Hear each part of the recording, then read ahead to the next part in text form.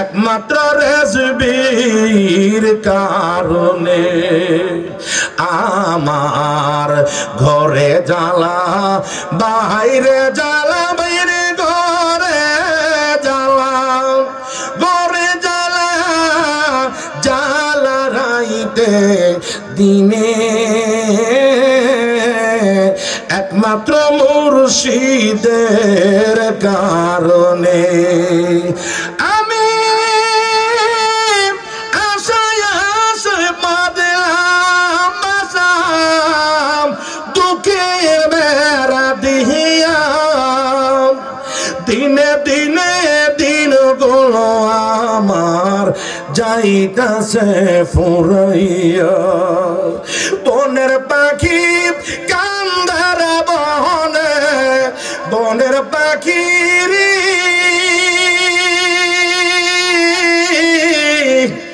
বনের পাখি কান্দের বনে শুধু আমারই কান্দনে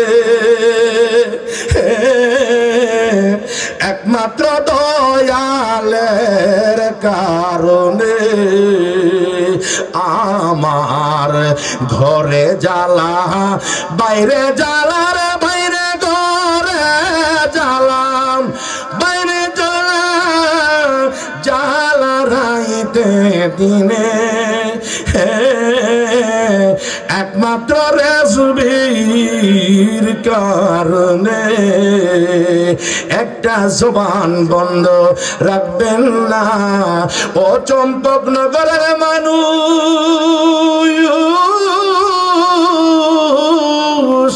আল্লাহ আল্লাহ রাসূলের প্রেমিক হইয়া আজকে প্রেম প্রীতি ভালোবাসায় মত্ত হইয়া গো আকাশ পাতালকে মুহরিত করে উচ্চ কণ্ঠে পড়ুন আল্লাহু আকবার।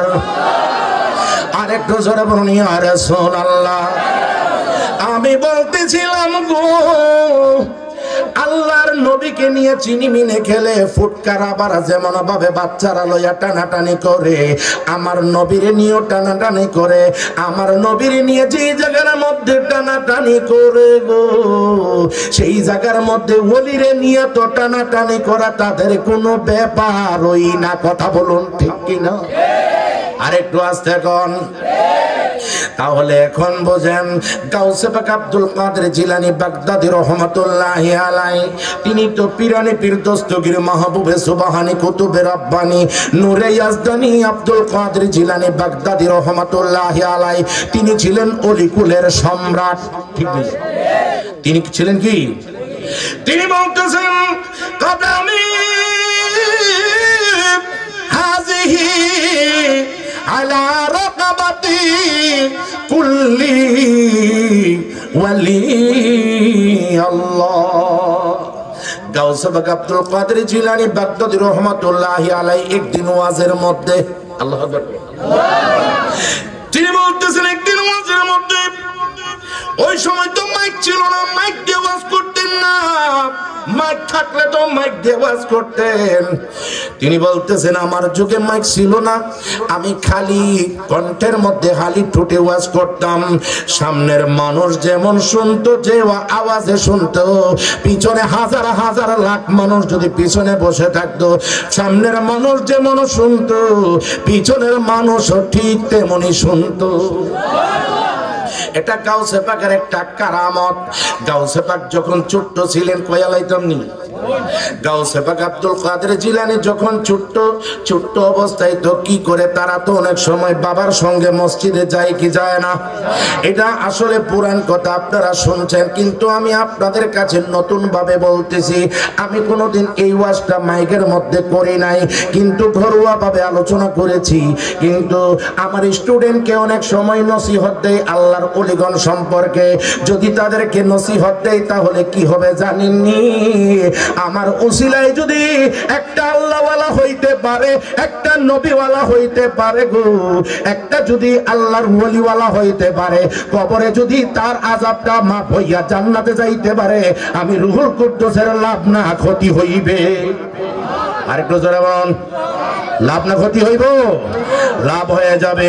এই জন্যই আমি ওই আমার স্টুডেন্টদের কাছে মনোভাবে আলোচনা করি, বন্ধু আসুন একটু আমরা আলোচনা করব। কি কথা বলবো? গাউসে বাগ একদিন কি করেছে, ওনার আব্বা জিলাননগরীর একটা মসজিদের মধ্যে খতিব ছিলেন, ইমাম ছিলেন। ইমাম অবস্থায় তিনি বলতেছেন, আমি কি করলাম, আমি যখন ছোট্ট আমার বাবা আবু সালে মুসা জঙ্গি মুসা তিনি কি করলেন, যখন মসজিদের মধ্যে যাইতেছিলেন এমত অবস্থায় আসর নামাজের আজান পড়ছে। কি করছে? আরেকটু আসতে পারেন না, আসরের আজান তো দেওয়া নি। আল্লাহু আকবার, আল্লাহু আকবার। কি আজান দেয়নি? মহাহের কাফের তারা এই দুনিয়ায়, ভজনে তার নাই মজুরি,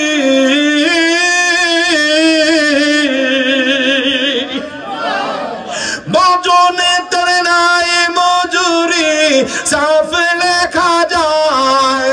ভজনে তার নাই মজুরি, সাফ লেখা যায়। পারে কে যাবি নবীর নৌকাতে আয়, পারে কে যাবি নবীর নৌকাতে আয়। নবী না মানে যারা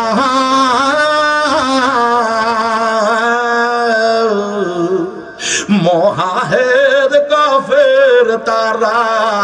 লালন কইতাছে, লালন ফকির বলতেছে, এই দিকটা ফাকরি বানছো, টুপি দিছো, আজকান দিছো, জুব্বা দিছো, কোরআন তাফসীর করো, 3 ঘন্টা পর্যন্ত ওয়াজ করো, কিন্তু আমার দয়াল নবীজি সম্পর্কে লালন সাইদি বলছে, নবী না মানে যারা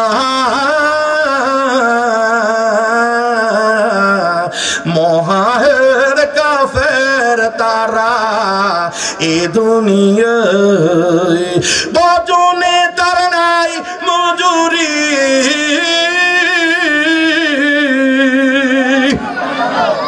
ভজনে তার গ্রেড পেরে গেছে, কথা কোনো হয়। হ্যাঁ, গ্রেড পেরে গেছে গা। গোল্ডেন এ প্লাস পেয়ে গেছো, জোরে কও। ভজনে তার নাই মজুরি, সব লেখা যায়। পারে কে যাবি নবীর নৌকাতে আয়। একটা জবান বন্ধ রাখবেন না, চিৎকার মেরে বলুন আল্লাহু আকবার। আমার একটু মনে করে দিবেন কোন কথার মধ্যে ছিলাম? আব্দুল কাদের জিলানী। ওই আমি কথার মধ্যে ছিলাম না। মুফতি গিয়াসউদ্দিন তাহিরি সাহেব আমাকে বলেছেন আজান দেওয়ার জন্য। আসরের নামাজের আজান পড়ছে, এই কথার প্রসঙ্গে কথাটা বলছিলাম। ঠিক আছে কিনা? আরেকটু আস্তে কয়েন, ঠিক আছে কিনা? এখন যখন আজানটা যখন বলছে, আমি বললাম ইয়া মুর্শিদ ইয়া রেজবি, বাবা বাবা গো আমারে তুমি সাহায্য করো, তুমি বেলায়েতের শক্তি দিয়ে আমারে সাহায্য করতে হবে। এখন যদি আমি না চাই তাহলে আমি এমন ভাবে সুরটা আমি দিতে পারি না। বেলায়েত মুর্শিদ হয়া আসিলেন দিনের নবী আমার, আসিলেন দিনের নবী, মুর্শিদকে না পাইলে কি আর। মুর্শিদকে না পাইলে কি আর। রাসূল আগমন নিলেন মক্কায়, গেলে কেহ পায় না দেখা। কি দেখতে যাবি মন রে, কি দেখতে যাবি? মদিনাটা রওজায় আছে,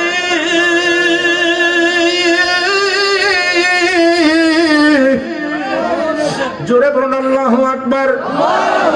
মদিনাটা রওজায় আছে,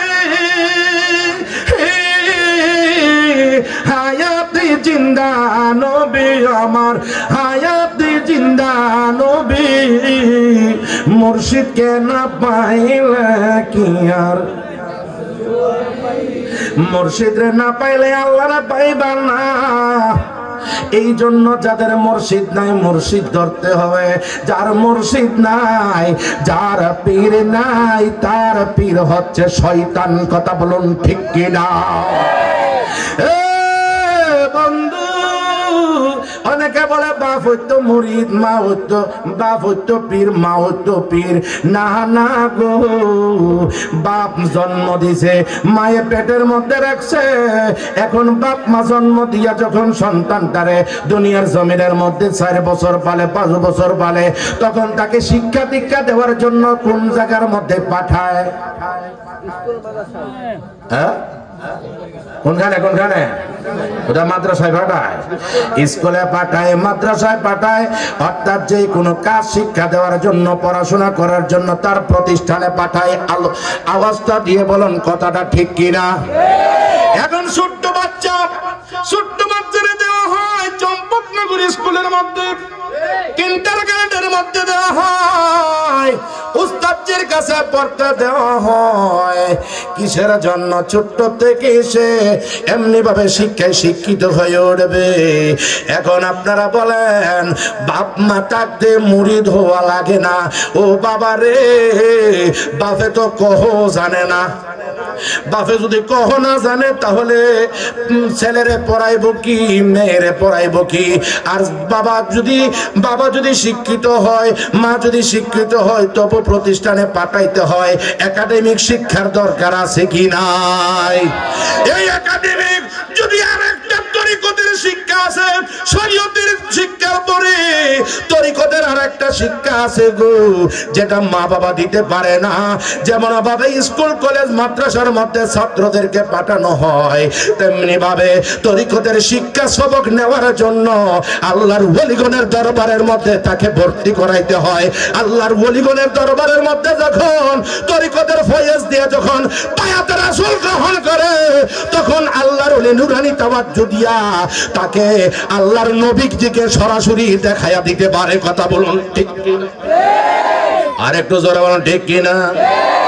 এখন কিছু বুঝো না, শুধুমাত্র হই হই রই রই করো। এই সমস্ত হই হই রই রই করলে চলবে না। হুজুরকে বাঙালি যেটা যেটা কথা কই, যে এসব ফতোয়া সেই কথাটা গ্রহণ করো। এই সমস্ত গ্রহণ করলে চলবে না বন্ধু।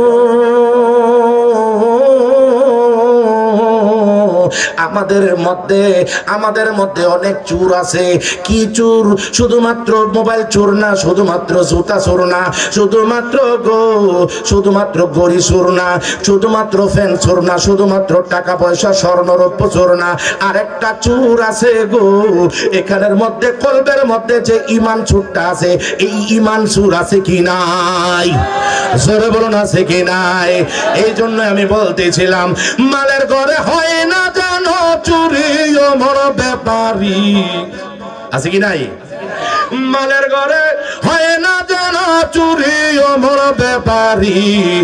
মালের ঘরে হয় না যেন চুরি। শীত কাটিয়া মাটির ঘরে,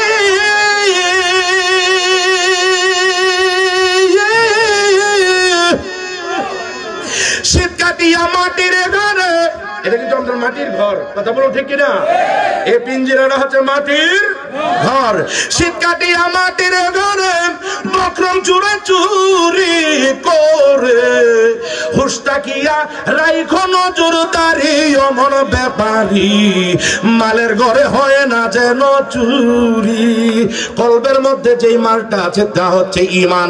এই ঈমানকে হরণ করার জন্য অনেক ওই আকরামুজ্জামানের মতো তারা ফতোয়া দেয় নবী ঈমান, নবীজি গায়েব জানে না, নবীজি নূরের না, নবীজি হাজির নাজির হইতে পারে না, নবীজির বিরুদ্ধাচরণ করতে যায়, নবীজির প্রেম প্রীতি গাথা কথাবার্তা চললে তাদের চেহারাটা পাতিলা তলার মতো কালো হয়ে যায়। কথা বলুন ঠিক কিনা?